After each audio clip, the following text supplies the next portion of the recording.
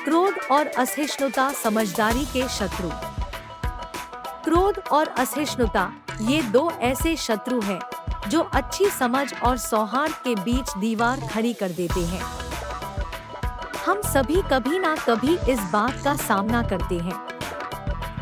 क्रोध आता है जब हमारी अपेक्षाएं पूरी नहीं होती या जब हमें लगता है कि हमारे साथ अन्याय हुआ है।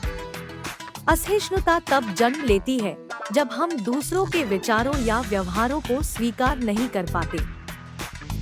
इतिहास गवाह है, जब भी समाज में क्रोध और असहिष्णुता हावी हुई, तब विनाश और विभाजन का मार्ग प्रशस्त हुआ। लेकिन हर चुनौती के साथ एक समाधान भी होता है। समाधान है समझदारी और संवेदनशीलता। खुद को दूसरे की जगह रखकर देखना, यह समझना कि हर एक की भावनाएं महत्वपूर्ण हैं। यही है सच्ची समझदारी। संवाद की शक्ति को कम ना समझें। अपनी भावनाओं को शांत और स्पष्ट तरीके से व्यक्त करें, क्योंकि जब हम बातचीत करते हैं तब हम समझौते की ओर बढ़ते हैं। एक अच्छा श्रोता बने।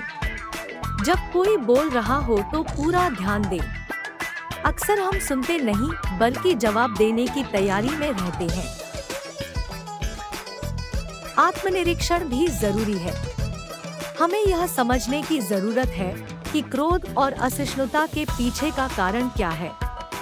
अपने आप से पूछें, क्या वाकई में मेरी नाराजगी जायज है? समर्थन प्रणाली विकसित करें। दोस्तों, परिवार या मनोवैज्ञानिक से बात करें। कभी कभी हमें अपनी भावनाओं को साझा करने की जरूरत होती है।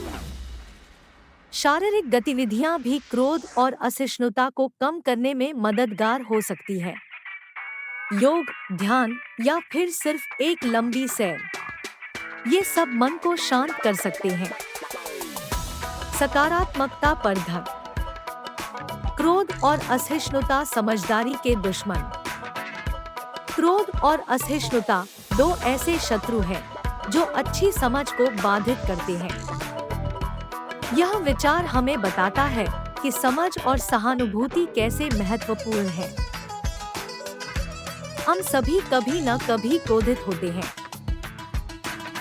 परंतु महत्वपूर्ण यह है कि हम इस क्रोध को कैसे संभालते हैं। अक्सर क्रोध और असहिष्णुता हमें दूसरों की स्थिति को समझने से रोकते हैं। यह हमारे बीच की दूरियों को बढ़ाता है। सच्चाई यह है कि समझदारी और संवेदनशीलता हमें एक दूसरे के करीब ला सकती है। यह विश्वास और सम्मान का निर्माण करती है। जब हम क्रोध को पीछे छोड़ देते हैं और असहिष्णुता का तिरस्कार करते हैं, तब हम एक नया पथ खोज पाते हैं। यह पथ हमें आपसी समझ और सहयोग की ओर ले जाता है। यहाँ हम सीखते हैं कि कैसे सुनना है और समझना है।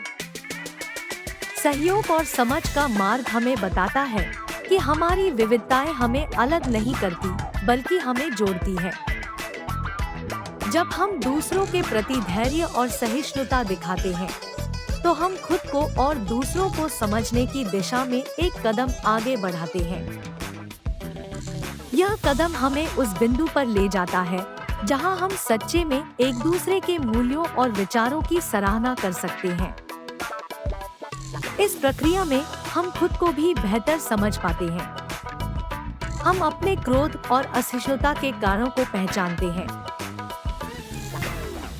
और जब हम इन कारणों का सामना करते हैं, तब हम उन्हें दूर करने के लिए काम कर सकते हैं।